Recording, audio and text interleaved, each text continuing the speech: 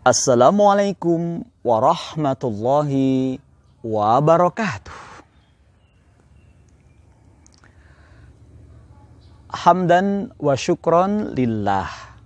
Salatan wa salaman ila rasulillah. Ashhadu an la ilaha illallah.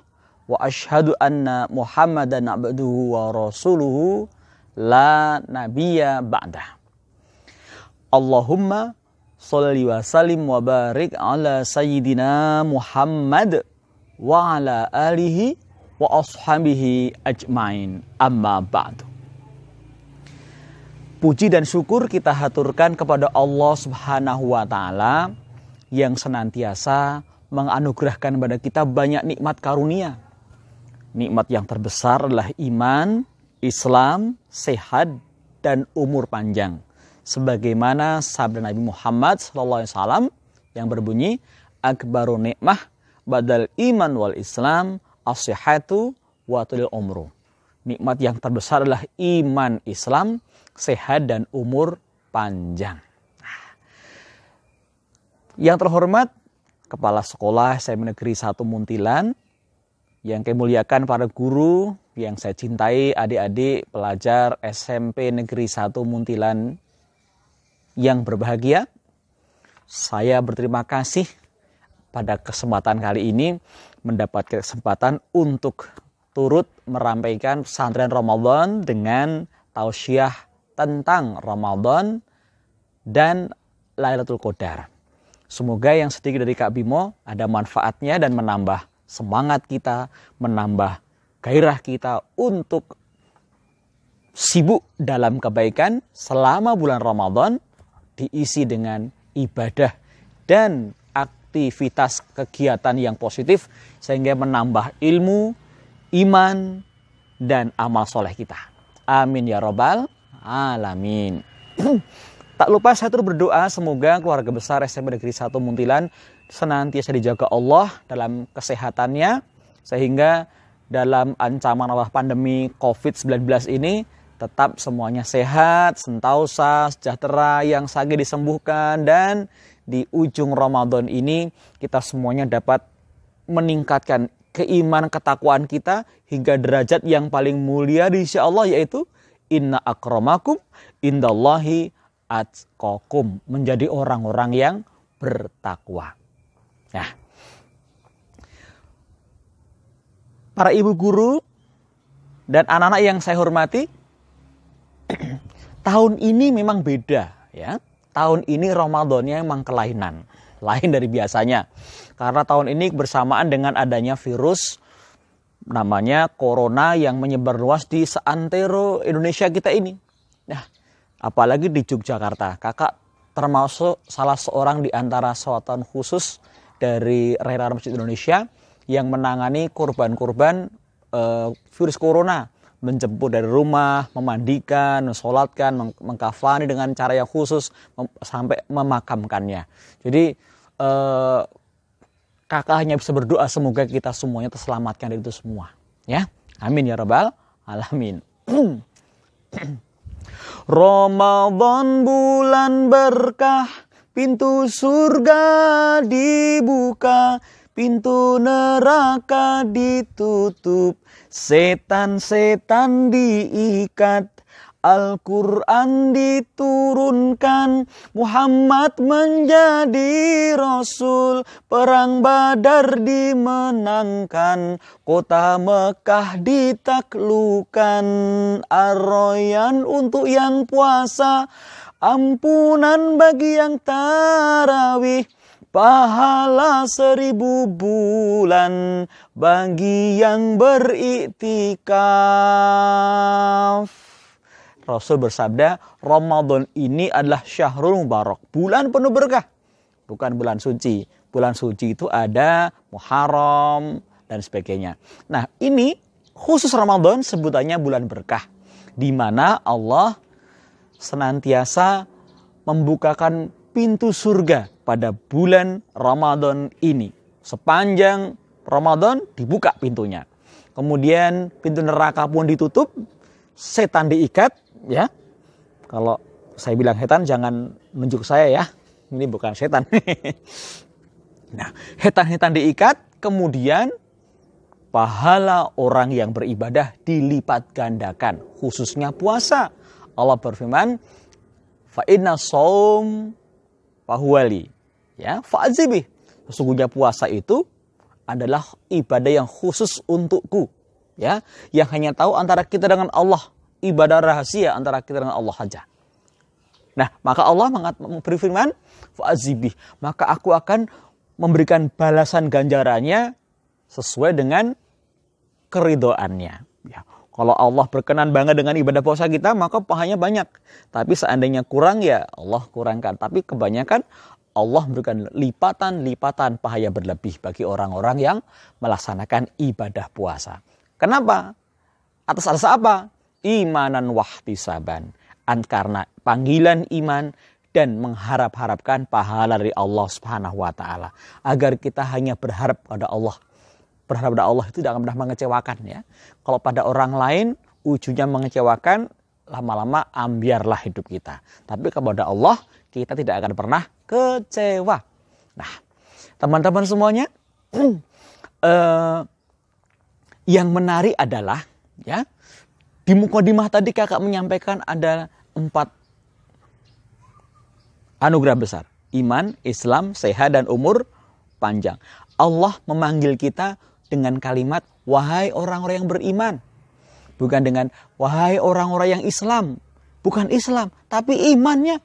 Sesuatu yang ada dalam diri kita dipanggil Allah untuk kemudian mendengarkan kata berikutnya berupa perintah yang mengandung berkah dan nilai pahala yang tak terhingga. Nah, orang mukmin kalau mendengar kata pahala, hatinya pasti gemuruh, bahagia, gembira, bersegera untuk mendapatkannya, mengamalkan perintahnya. Tapi kalau kita orang mengaku beriman, begitu mendengar kata pahala, tidak bersegera, mendengar kata dosa, tidak jerih, mendengar kata surga, kita tidak gembira, mendengar kata neraka, kita enggak takut, berarti iman kita sedang lemah. Iman kita tertimbun oleh dosa, iman kita terlalu lama kita abaikan sehingga tidak peka untuk mendekat kepada Allah Subhanahu wa taala. Saya ulang, Allah manggilnya wahai orang-orang yang beriman. Ya ayyuhalladzina amanu kutiba alaikumusyamu kama kutiba ala ladzina min qablikum la'alakum tattaqun. Jadi Allah ini memanggil kita karena iman. Kakak melihat di sosial media, melihat di YouTube, kemudian di video-video lainnya, di Facebook, seringkali ada orang-orang yang mengaku pintar, mengaku hebat, mengaku ilmiah, tetapi sebenarnya kadar ilmiah, kadar akal, nalar, logik, logikanya sebatas hanya mampu melihat apa yang tampak saja. Padahal iman itu adalah mengimani hal-hal yang gaib diantaranya. Sesuatu yang tidak tampak tapi kita rasakan adanya. Kita yakini keberadaannya. Akal manusia yang ia tunjukkan, ia tampakkan seakan ia pandai, tetapi dia tidak mau menjangkaunya. Menjangkau wilayah kebenaran iman itu sendiri. Ada seorang laki-laki dengan gaya agitasinya dan gaya bersemangatnya, dia mengatakan Tuhan itu tidak ada. Kalau orang nyebut motor, ya ada wujudnya motor, itu namanya motor. Orang ada bilang Pulau Bali, Bali itu ada karena memang ada dan dapat dilihat, dirasakan, disentuh. Kalau orang mengatakan rumah itu ada karena tampak itu rumah, dia bilang seperti itu. Tetapi dia tidak menyadari, tidak memahami bahwa sesuatu yang ada tidak harus tampak. Wujud itu tidak harus tampak kasat mata. Apalagi mata kita yang terbatas ini suka menipu. Mata kita ini melihat yang tampak aja. Tapi ada hal-hal besar yang tidak bisa kita lihat. Galaksi itu ada tapi nggak bisa kita lihat. Kan terbatas mata kita. Bakteri, virus corona itu ada, nggak bisa kita lihat. Artinya apa? Mata kita terbatas untuk menjangkaunya. Perlu bantuan lain, alat, atau bahkan satu potensi yang besar dari kita, yaitu hati di mana ruh bersemayam di dalamnya. Kalau hanya nggak melihat aja, kita sekarang segarkan iman dulu ya. Kalau hanya nggak melihat saja, ini banyak omongan-omongan orang yang ateis sekarang ya, yang sering merusak iman kita di pertemanan di Facebook, di medsos, atau mungkin di YouTube dan lain-lainnya, harus kita antisipasi. Sederhana, tafakkaru fi khalqillah wala tafakkaru fi dzatillah. Berfikirlah tentang apa yang telah Allah ciptakan, karena kalau kita menggunakan akal, nalar sehat kita, melihat apa yang ada di jagat semesta digelar ini, maka akan sampai pada sebuah kesimpulan bahwa segala sesuatu ada yang menciptakannya, ada yang mengaturnya. Tanpa ada yang penciptanya, tidak akan ada. Tanpa ada yang mengaturnya, akan kacau berantakan. Kalau teratur, pasti ada yang mengaturnya. Coba kita lihat, sederhana saja. Kita gunakan pelajaran SD. Kupu-kupu sudah bertelur, telur pecah menjadi ulat. Sang ulat telah menjadi kepompong, kepompong pecah jadi kupu-kupu. Kupu-kupu, telur, kepompong, kupu-kupu lagi. Ini berjalan urut, tahapan ini urut terus-menerus sampai nanti. Dari zaman dulu sampai sekarang sama. Kupu-kupu bertelur, ulat, kepompong. Tidak pernah terjadi kupu-kupu jadi ayam, ayam jadi siomay, siomay jadi gajah. Tidak pernah terjadi. Kenapa? Urut. Mengapa urut? Ada yang mengurutkan. Siapa yang ngurutin? Penciptanya kupu-kupu. Sang katak sudah bertelur. Maaf lebay ya. Telur pecah jadi kecebong. Kecebong jadi katak yang berekor. Ekornya hilang jadi katak besar. Urut kan? Kenapa? Teratur. Ada yang ngurutin. Penciptanya katak, telur, berudu, berekor ya. Hilang ekornya, katak dewasa. Semua ini teratur. Matahari panas membara. Kemudian membuat airnya menguap menjadi awan. Awan menjadi mendung berkumpul tempat yang tinggi. Menjadi hujan. Hujan turun ke bumi di tempat tinggi. Masuk ke tanah menjadi mata air. Mata air jadi sungai yang mengalir jauh, mengalir deras. Nah, kemudian sampai ke laut. Berputar terus siklus air itu. Mengapa teratur? Ada yang mengatur. Tata urutan tata surya. Galaksi. Semua berotasi dan berevolusi pada orbit dan yang dikitarinya, diputarinya. Semuanya teratur. Tanpa ada itu, ada ilmu. Tidak bisa dihitung tanpa ada ilmu, yang ada kekacauan semata. Jadi apa yang ada sudah membuktikan bahwa yang ada semua ini pasti ada penciptanya. Kalau ditanyakan, ada kok nggak kelihatan? Memang Tuhan kita beda. Qul huwallahu ahad, Allahus samad, lam yalid walam yulad walam yakul lahu kufuwan ahad. Tuhan kita beda. Tuhan kita adalah Allah yang Maha Esa. Allahus samad, tempat bergantung, lam yalid walam yulad walam yakul lahu kufuwan ahad. Tuhan di muka bumi ini yang tidak punya anak dan diperanakkan, yang satu atau esa, dan yang tidak ada gambarnya hanyalah agama Islam. Agama lain ada Tuhannya gambarnya, ada bentuknya, wujudnya manusia atau binatang atau benda mati, semua ada kecuali Islam. Walam yakul lahu kufuwan ahad. Dan tidak ada yang setara dengan Tuhan kita ini. Inilah kebenaran. Apa itu kebenaran? Siapa pencipta kita? Di mana kita berasal? Di mana sekarang kita berada? Dan mau apa? Mau kemana kita akan kembali pulang?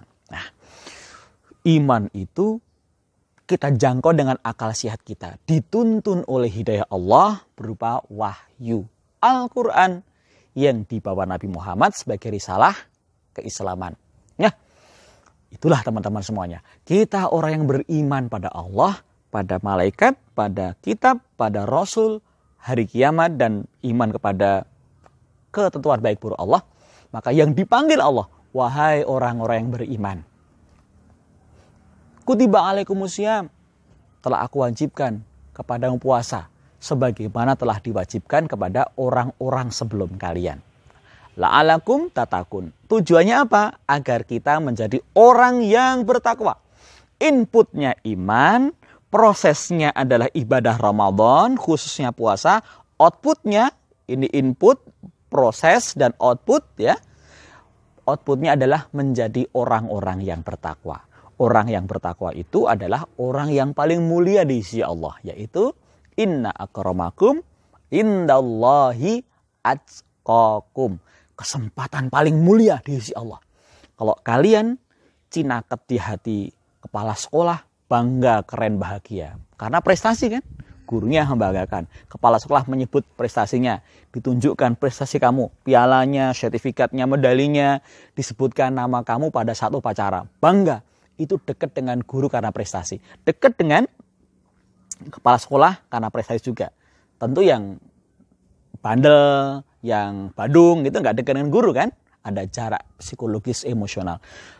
Apalagi kepala sekolah harus melaporkan, bertanggung jawab tentang perkembangan kepribadian kalian, ya, prestasi, perkembangan kalian semuanya. Nah, ini dekat dengan Allah, bukan hanya dekat dengan guru, dekat dengan kepala sekolah, dekat dengan gubernur, bangganya minta ampun ya. Kalian dekat dengan Pak Ganjar, kenal dengan Pak Ganjar Pranowo, senang sekali, punya nomor teleponnya, bangga banget. Ini dekat dengan presiden, lebih bangga lagi. Apalagi dekat dengan Allah sebagai orang yang bertakwa. Ya. Minimal ya, kita berpuasa, beribadah Ramadan itu, apakah sahur, berpuasanya, iftar atau buka, sholat tarawihnya, khataman Al-Quran, sedekah, dan amal-amal yang lain, semuanya minimal karena puasa, karena kutiba alaikumusiyam, diwajibkan pada kita puasa. Wajib kalau dilaksanakan berpahala, tidak dilaksanakan kita berdosa. Minimal merasa wajib gitu loh. Nah, lebih tinggi lagi, supaya nggak hanya wajib aja nih, kayak budak disuruh-suruh gitu ya. Ini yang lebih tinggi lagi, bukan karena wajib, tapi karena melihat bahwa kita puasa banyak manfaat, faedah, hikmahnya. Wa antasumu khairakum in kuntum ta'lamun. Dan jika kalian tahu, berpuasa itu lebih baik bagi kalian. Karena apa? Banyak faedahnya. Selain kita menjadi sabar diri, tidak mudah marah, tahan uji, puasa artinya menahan nafsu sebenarnya, imsyak, menahan hawa nafsu. Untuk tidak makan, tidak minum, ya. Dan hal yang membatalkan puasa atau pahala puasa. Kita tahan, yang halal aja ditahan, apalagi yang haram. Ya. Kak, kalau wudhu siang-siang berkumur, batal nggak puasanya? Sebagian ulama mengatakan makruh, jangan berkumur. Kalau terpaksa berkumur ya, jangan sentelan ya. Jangan sengaja, nanti jadi batal. Jadi makruh nggak membatalkan, tidak batalkan. Terus gimana kalau kita berkumur pakai energen atau sirup? Ya itu niat namanya ya. Itu batal jadinya kalau niat begitu. Dalam kasus wudhu saja ya. Kalau kita infus batal nggak? Sebagian ulama nggak membatalkan. Wah enak, kenapa kamu seger puasa-puasa pakai infus 3 botol? Sama aja ya, itu niat namanya, tidak puasa. Nah, ini perlu dibahas dari guru-guru kalian, ustadz kalian yang berilmu. Nah, baik teman-teman semuanya. Jadi ada yang puasa karena merasa wajib, terpaksa kan. Yang kedua karena lihat manfaatnya, ini ada manfaat dari puasa, dia mengharap ada manfaatnya.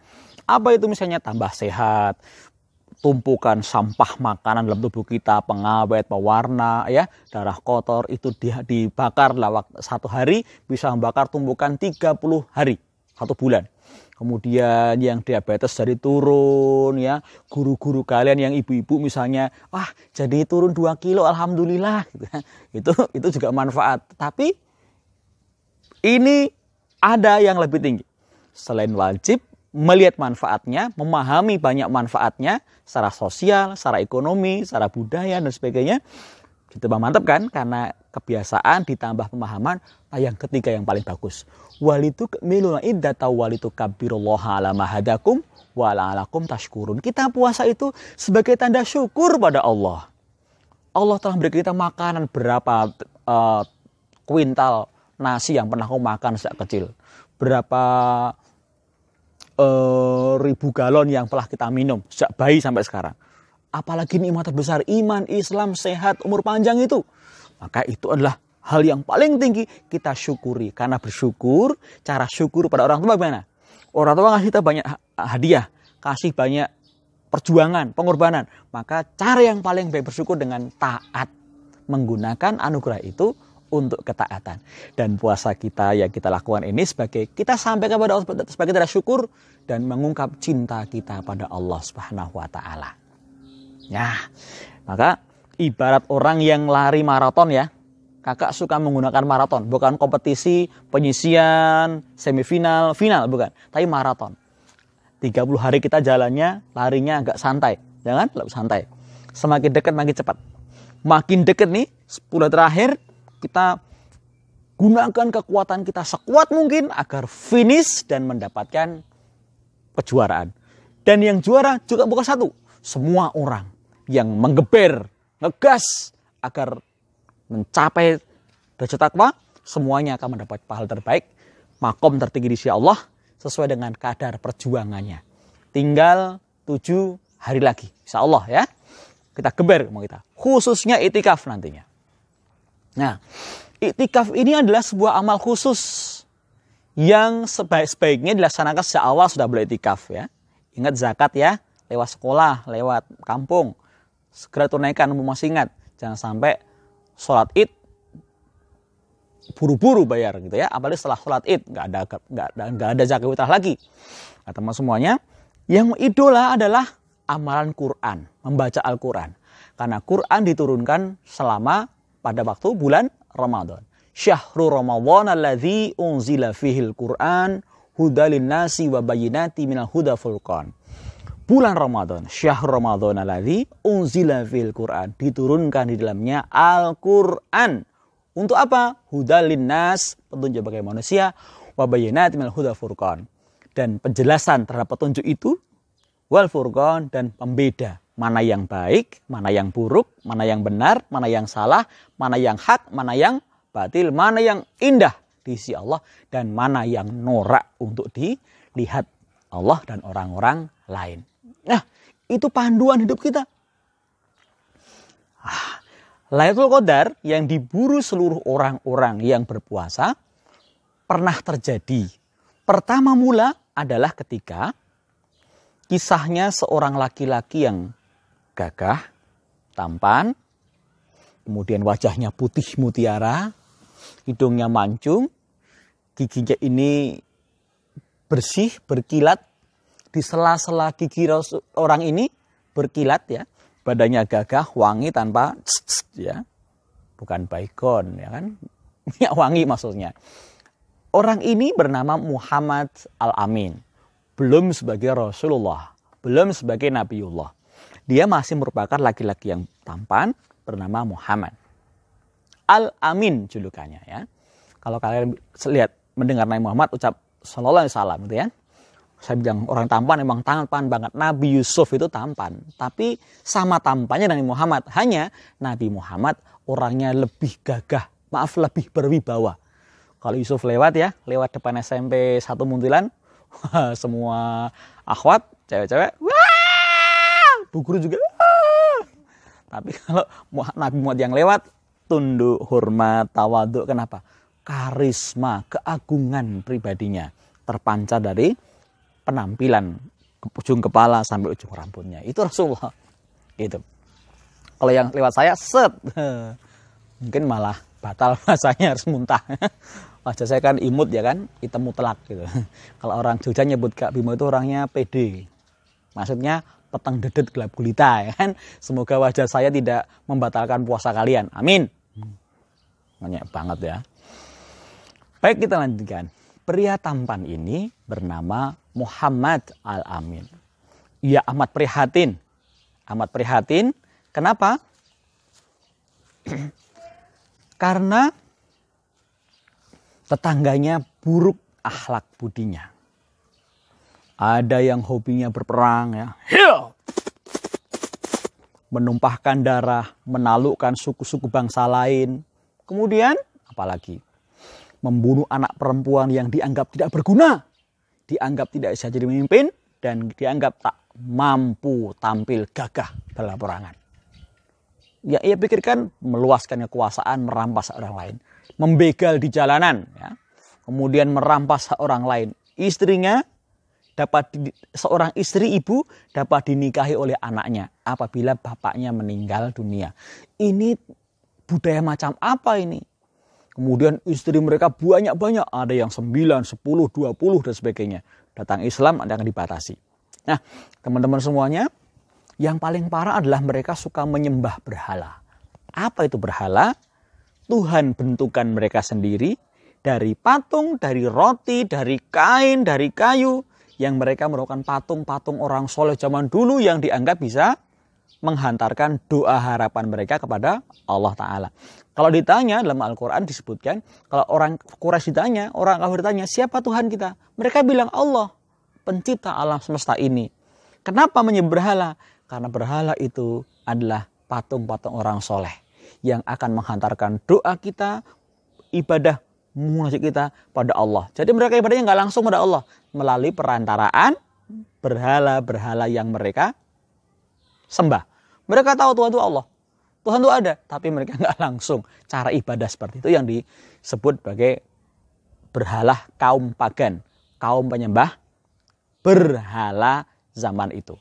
Nah, malam itu ia sedang tafakur di sebuah gua di punggung gunung Jabal Nur, gunung cahaya. Ketika sedang duduk sendirian, memikirkan bagaimana caranya solusi umat agar terhibas dari jahiliyah itu, di langit melesat sesosok tubuh malaikat melintasi 7 lapisan langit.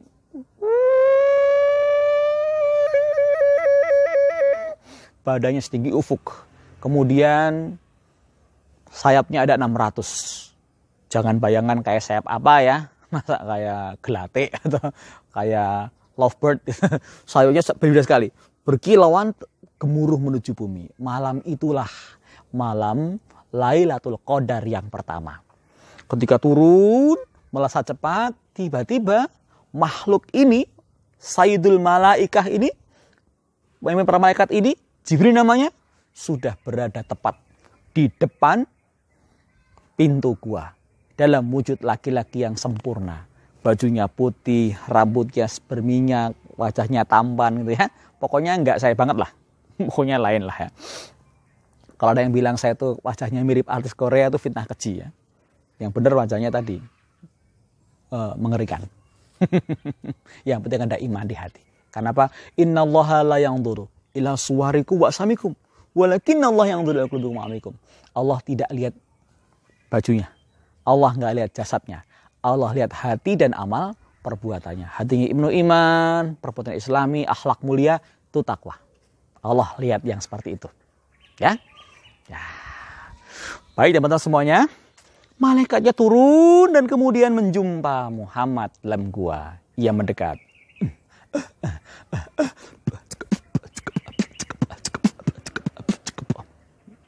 Kemudian dia bersabda, Iqra, bacalah. Muhammad terkaget-kaget karena ujuk-ujuk sekonyong-konyong ya. Bahasa kampungnya mak betunduk gitu orang-orang kampung. Ada makhluk datang di depan kita. Deg-degan bertambah. Ini sih masih deg-degan normal ya. Yang nggak normal itu nggak normal. Nah, dia mendekat dan kemudian mengucapkan Iqra, bacalah. Jangankan Nabi Muhammad yang takut, kalian saja sedang duduk mojok ya di kantin ngerokok ya. Ngerokok begitu, tiba-tiba di depan kalian ada wakil kepala sekolah urusan disiplin berdiri dengan badan tegap. Wah, tangannya bawa rotan, bajunya gambar SpongeBob. Alebay. Nah, kemudian dia menangkap kalian, kan deg-degan kagetnya. Kemudian dilaporkan melalui WhatsApp ke orang tua kita. Waduh, tamatlah rasanya. Ini karena dosa, karena salah kan? Ini enggak ada salah, enggak ada luput dosa. Tiba-tiba makhluknya datang. Dan aneh lagi, tiba-tiba di tempat yang sangat sunyi sepi. Kemudian Muhammad Al-Amin menjawab, Ma ana biqori, aku gak bisa baca. Iqra, bacalah. Ma ana biqori, aku gak bisa baca. Iqra, bacalah. Ma ana biqori. Mendapat jawaban itu, mestinya Jibril kan kecewa. Kemudian pergi kan, merasa salah alamat, tapi tidak. karena memang tujuannya jumpa dengan Muhammad ini. Maka ia mendekat, dipeluklah Muhammad dengan sangat eratnya, diminta untuk menirukan kata-kata yang ia bacakan. Iqra bismi rabbikal ladzi khalaq. Iqra bismi rabbikal ladzi khalaq. Khalaqal insana min 'alaq. Khalaqal insana min 'alaq. Iqra wa rabbukal akram. Iqra wa rabbukal akram. Alladzi 'allama bil qalam. Alladzi 'allama bil qalam. 'Allamal insana ma lam ya'lam. 'Allamal insana ma lam ya'lam. Selesai. Pergilah Jibril kembali ke asalnya. Muhammad, teman-teman semuanya, dengan turunnya 5 ayat itu, artinya ia dipisah, diangkat, ditahbiskan menjadi seorang Rasul, seorang Nabi. Ia berkeringat dingin, gemetar badannya, tak menentu pikirannya. Segera ia ambil kain berupa tas, kemudian makanan, air dalam kirbah. Kirbah itu adalah termos terbuat dari kulit domba yang dijahit. Kemudian makanan, ia turun dari gua itu tadi keluar. Guanya kecil, mungkin ukurannya 2 kali 3 meter saja. Ya, kakak belum pernah naik sih, tapi sudah berkali-kali ke Tanah Suci, hanya belum berkesempatan saja. Kemudian dia turun dari gua itu tadi, dapat dibayangkan. Sekarang saja, zaman ini saja, naik dari bawah sampai di atas 1,5 sampai 2 jam. Normal dengan tangga. Zaman dulu nggak ada tangga. Zaman dulu nggak ada titian untuk sampai di atas. Lewat batu-batu, sedangkan batunya batu-batu yang runcing tajam. Pasirnya aja runcing. Jadi mungkin tergores, terpelanting, dan sebagainya. Sampai di bawah, beliau naik kuda di kampung bawah. Kemudian pulang ke rumahnya. Dalam keadaan masih kebingungan. Peristiwa apa yang ia alami? Terasa berat rasanya. Sampai di rumah ia mengetuk pintu. Assalamualaikum, ya Khadijah. Ya Khadijah. Zaujati Khadijah. Assalamualaikum. Khadijah pun bangun. Ia memperbaiki pakaiannya. Karena hendak berjumpa dengan suaminya ya, tapi nggak lebay, you are beautiful, beautiful, nggak pakai begituan. Ya, kemudian menuju pintu dan pintunya pun dibuka. Ia lihat suaminya dengan wajah yang pucat ketakutan. Zamiluni, selimuti aku, zamiluni, selimuti aku, zamiluni. Kemudian, ada apa ini? Dia gandeng, dipapah, di pembaringan, ditidurkan, diselimuti. Lalu setelah tenang, Muhammad yang kini menjadi Nabi Muhammad menceritakan apa yang ia alami di gua. Gantian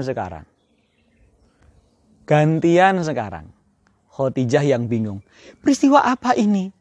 Setelah suaminya tenang, maka ia pergi ke rumah pamannya bernama Waraqah bin Naufal. Siapa malam-malam ini ke rumahku? Ini sudah teramat larut. Siapa dirimu, ha? Aku Khadijah, paman.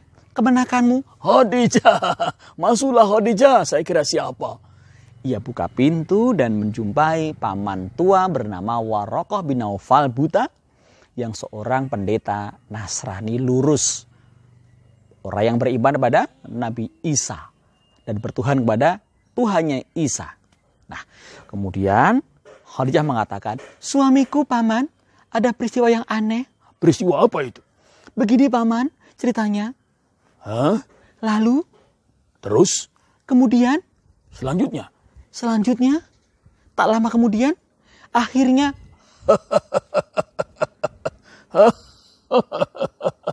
Hada namus. Itu adalah namus Jibril yang berjumpa dengan Musa di gurun Tur Sina dulu, sebelum ia mendapatkan wahyu Taurat. Jadi suamiku? Benar Khadijah, seperti yang saya katakan padamu. Aku mencurigai bahwa suamimu itulah Nabi akhir zaman dari tanda-tanda, ciri-ciri yang aku lihat dalam dirinya. Persis dengan apa yang ada dalam Injil dan Taurat. Ajaklah ia ke sini, akan kuberitahukan kepadanya apa yang terjadi malam ini, supaya tenang dan dapat menerima kenyataan ia adalah Nabi akhir zaman itu. Baik paman, besok akan ke tempat ini. Malam itu adalah malam Lailatul Qadar yang pertama. Nah, adalah malam diturunkan Al-Quran.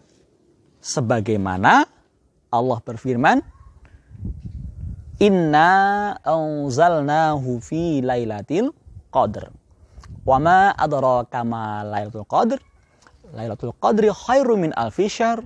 Tanazzalul malaikatu walruhu fiha bi'idzni rabbihim min kulli amr. Salamun hiya hatta matla'il fajr. Sesungguhnya kami telah menurunkan Al-Quran itu pada malam Lailatul Qadar. Apa itu Lailatul Qadar? Tahukah kalian? Apa itu Lailatul Qadar? Lailatul Qadar adalah malam yang kadarnya khairum min alfi syahr, lebih baik dari 1000 bulan. 83 tahun nilainya. Ya. Pada malam itu malaikat turun mengatur segala urusan. Nah, teman-teman semuanya, urusan istri malaikat sampai hatta matla'il fajar, sampai fajar tiba. Nah, teman-teman, Lailatul Qadar satu kali pertama mula, yaitu saat turunnya Al-Quran. Al-Quran, firman Tuhan, diturunkan malaikat Jibril, kawan pelajari serta diamalkan. Menurut Nabi Muhammad, Lailatul Qadar itu pertama memang saat nuzul Quran. Tapi setelah itu, setiap tahun di bulan Ramadan ada yang namanya malam Lailatul Qadar. Jadi satu tanggal 17 Ramadan.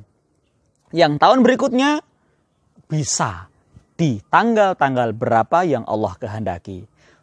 Lalu Nabi Muhammad juga memberikan isyarat adanya pada 10 hari terakhir. Lalu disyaratkan lagi pada tanggal-tanggal ganjil.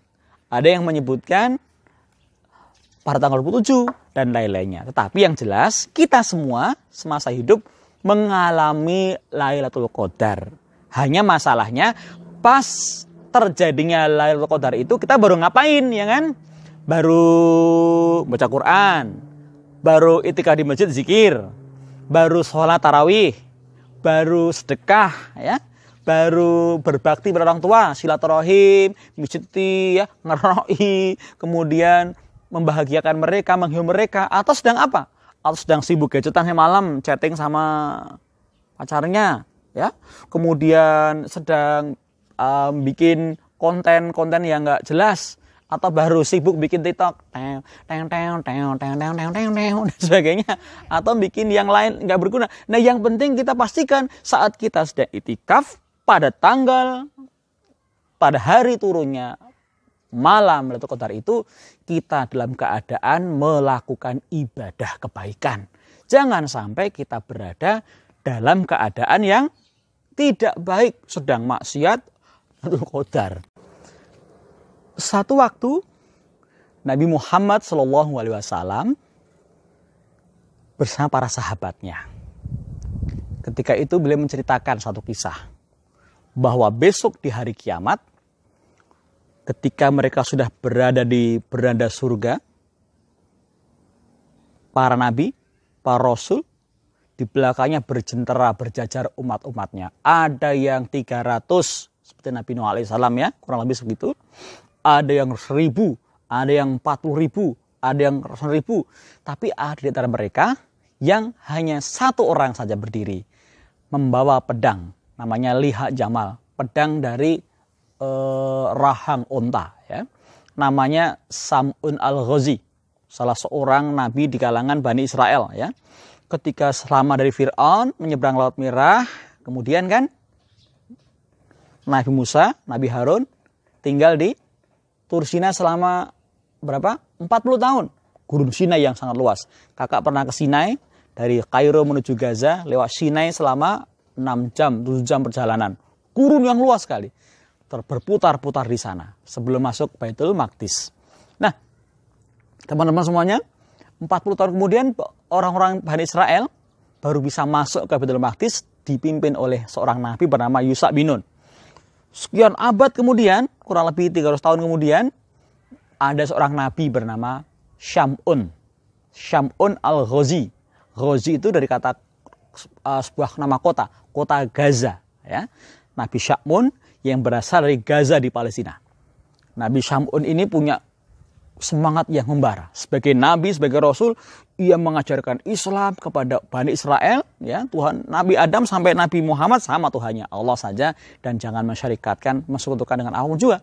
Nah, tapi tidak ada yang menyambutnya. Dan ajarannya dianggap berbahaya oleh seorang raja negeri lain, negeri Romawi tentunya, ya.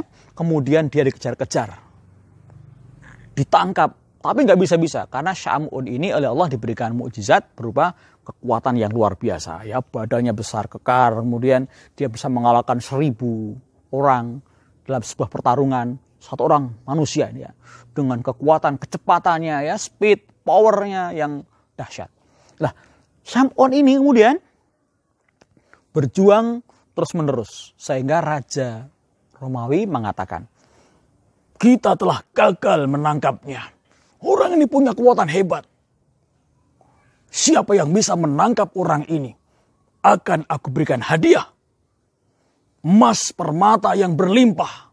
Sebar kabar masyarakat dan tentara kita. Ternyata tentara mereka kecut, jerih, takut dengan Syam'un yang pernah mereka hadapi. Ngeri sekali. Sendiri dengan rahang onta, ia pukul kiri kanan, berjumpalitan, kena kepala, kena perut, ya, kena pundak, kena rahang orang, dan mereka ada yang meninggal dengan sangat sukses. Kenapa? Gagah kuatnya sih Sam'un al-Ghazi ini. Orang barat nyebutnya Samson, ya kan? Nah, tapi ternyata ia memiliki seorang istri. Sam'un punya istri yang mata duitan, yang mata materialis, ya, matre gitu pokoknya. Nah, kemudian istrinya tadi ternyata terpengaruh dengan janji dari Raja Romawi untuk apa? Menangkap suaminya sendiri. Ketika tidur, ia kemudian mengambil tali tambang yang amat kokoh, tangan dan kakinya Sam'un diikat. Kemudian berharap paginya kalau dia nggak bisa bergerak apapun akan dipanggil tentara Romawi dari polsek terdekat untuk ditangkap. Oh, nih terjadi, ya. Kemudian ternyata pagi-pagi bangun ia terbuka mata dan kemudian dengan mudah melepaskan ikatan dari tambang yang kuat di tangan kakinya. Apa yang kamu lakukan, istriku? Aku hanya menyembah kemampuanmu, suamiku. Apakah kau benar seorang nabi yang kuat? Apakah kau benar-benar mujizat dari Allah? Baiklah kalau begitu. Tanpa curiga, penuh dengan rasa iba sayang, ia biarkan istrinya kemudian melanjutkan pekerjaannya. Sam'un kemudian berjuang kembali, berdakwah, mengajar kembali. Malam hari kemudian, ia tidur lagi. Ya, karena kelelahan mungkin, ketidur, dan istrinya menyiapkan sebuah rantai. Kali ini rantai diikat di tangan, di kaki, dan kemudian dia yakin tidak akan bisa lepas. Kok nggak bangun ya ketika diikat, ya?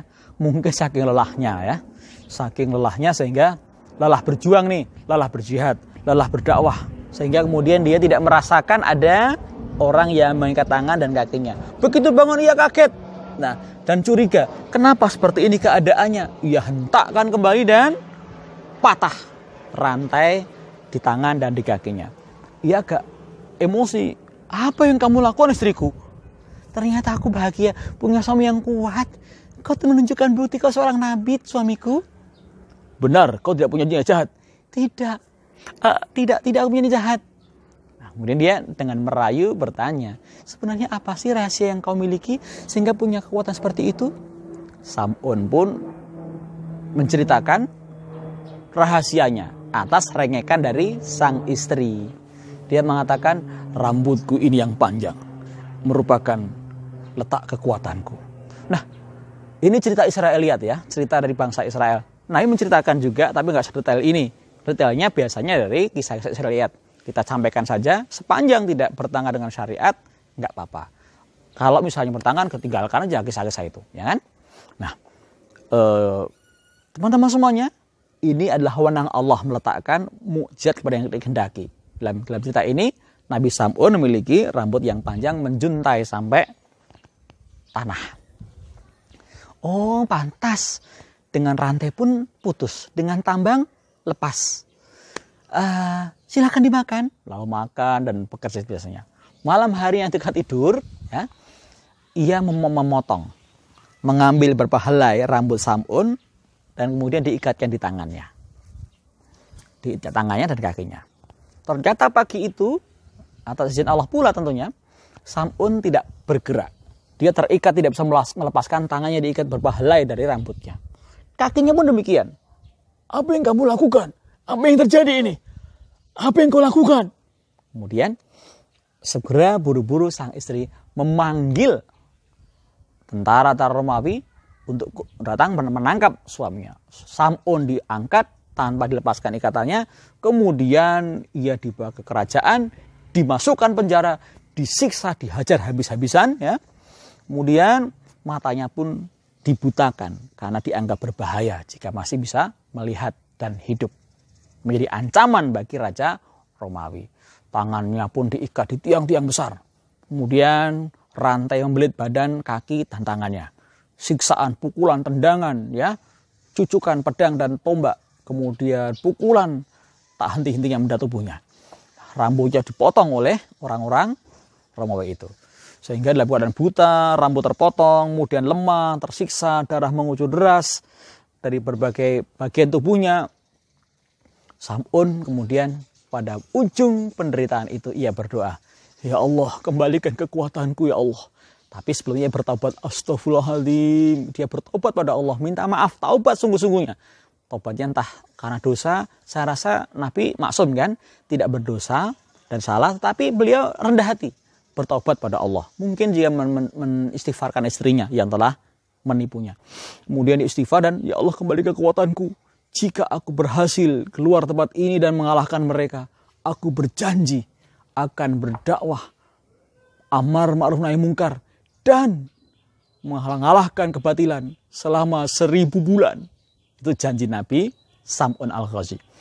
Allah mengijabah doanya, kemudian dikembalikan kekuatannya, ia gerakkan tiang itu dan ke tangan kanan, tangan kiri dan dihentakkan. Rupanya tiang Sokoguru itu kemudian roboh dan menjadi sebab robohnya tiang-tiang lain. Raja, menteri, penasehat, pejabat, ya, prajurit-prajuritnya tertimpa oleh runtuhan dari istana Mekah tadi. Nah, Al-Ghazi, ya, Sam'un al-Ghazi selamat, dikembalikan penglihatan Allah Ta'ala, badannya bugar kembali dan ia keluar. Istrinya pun telah mati tertimpa oleh istana tadi. Ia pulang kemudian menyampaikan kepada masyarakat tentang Islam, tentang kebaikan, apa itu kemungkaran, dan dia selalu berjuang untuk menaklukkan kebatilan-kebatilan yang dijalankan oleh orang-orang zalim selama 1000 bulan. Malam ia ibadah, siang ia puasa dan berdakwah serta berjihad melawan kebatilan selama 1000 bulan. Amal yang menakjubkan, istiqomah yang mencengangkan. Tetapi kata Rasulullah, siapa yang malam iktikaf sungguh-sungguh taqarruban Allah, ingin mendekatkan diri kepada Allah, maka malam itu ia iktikaf mendapatkan Lailatul Qadar, maka malam itu ia sama dengan beribadah 1000 bulan sebagaimana ibadahnya umat yang lampau. Maksudnya adalah Sam'un al-Ghazi. Inilah di antara kemuliaan umat Nabi Muhammad. Selain masuk surga pertama kali dengan Rasul, tapi ada malam di mana malam itu Lailatul Qadar ibadah semalam saja. 1 jam bisa, 2 jam bisa, 10 menit baca Quran juga bisa di masjid, ya. Dapat nilai ibadah, nilainya 1000 tahun ibadah. Semoga kita bukan orang yang sia-sia. Ramadan ini kita jalani dan Allah anugerahkan Lailatul Qadar tanpa kelengahan, tanpa kesia-siaan, dan tanpa kelalaian karena tertidur, lupa untuk menggali yang sangat besar.